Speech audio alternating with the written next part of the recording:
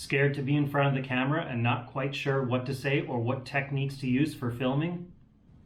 Watch this video and I will share with you some of my tips to get you looking good on camera so that you can get more quality content out there to your viewers. Thank you for being here. For more tips on technology and real estate and to attract more customers and sell more homes, please click on the subscribe button below and hit the bell button to be notified when I post a new video every Wednesday. Are you nervous about starting to shoot some of your own real estate video and don't know where to start or afraid it might cost too much? By the end of this video, I will show you some quick and cheap tips to get you in front of the camera and get you producing better quality videos. Ever since getting into content marketing, I've been spending hours and years researching and finding the different tips and techniques that work best for real estate video. After all those years of research, I've found some great tips that have helped me to gain momentum in my social media and to attract more customers and, of course, sell more homes. Number one, just get started. Don't be afraid. You could start even with your phone. These devices have come a long ways ever since 10 years ago, and now you can use something as simple as your phone just to start videoing.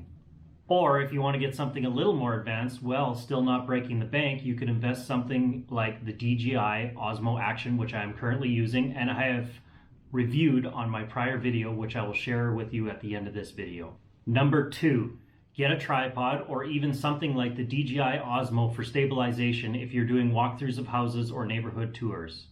If you are doing lots of vlogging and your camera will just be stationary, then you could do something as simple as using a stack of books to hold your phone up against. Just make sure that it is on a stable surface and that it is level. Number three, if you're going to use a device like your phone, just make sure you know your platform. If you're on Instagram or Snapchat, your phone will have to be in portrait mode, or if you're doing Facebook or YouTube, make sure it's in landscape. Number four, use the rule of thirds. Just imagine your frame is split up into 9 squares with 2 lines this way and 2 lines this way. When you're doing a vlog style such as this, you want to make sure your eyes are going right through that top line.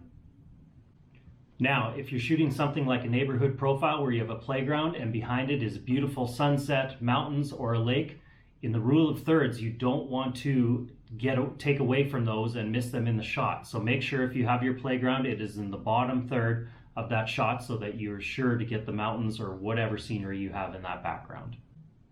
What are some problems or questions that you've had come up when you're wanting to shoot a real estate video? Comment in the section below. Number five, lighting. This one is huge. This can make a huge difference on your video between a well-lit room and a poor lit room. Sometimes it's just as simple as having a window beside you to get natural light in. If you're filming in a dark room, the quality just isn't there and you're going to lose a lot of quality versus if you have a window right beside you.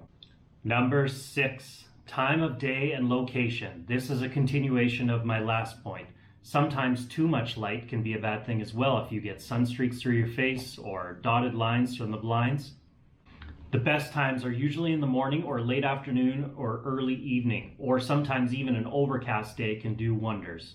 You also want to have a good, clean location. Leave it neat, clean, tidy behind you. You don't want to have a bunch of stuff that makes it distracting to the viewer when they're watching you. You also, of course, want to make sure your background is nice, clean, crisp. Don't have a bunch of garbage laying everywhere or make it look like you didn't put any effort into it at all. Give some thought to this and it can make a world of all the difference for people wanting to view you or not. Number seven, audio. Now, you can take all these prior tips I have and have the best quality looking video out there, but if you have poor audio, it's going to kill your video just as much as anything else.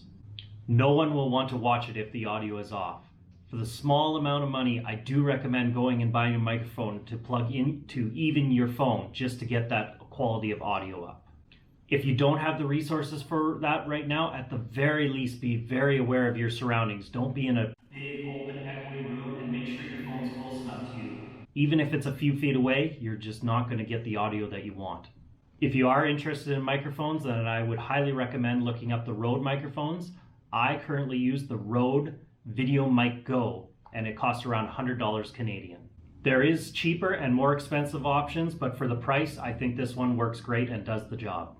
Number 8, editing. After taking all this video, you're going to want to put it together, splice it up, put in some extras, and make it that much more visually appealing to someone.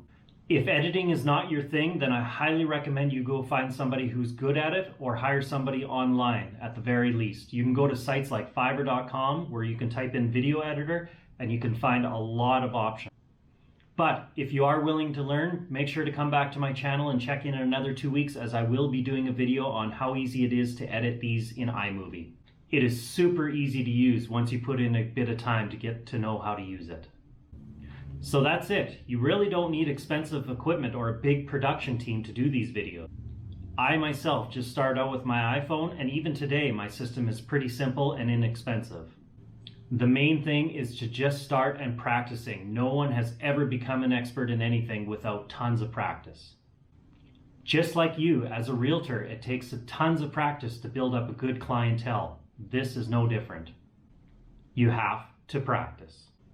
I was always scared of the camera and never liked the way I sounded. But hey, guess what?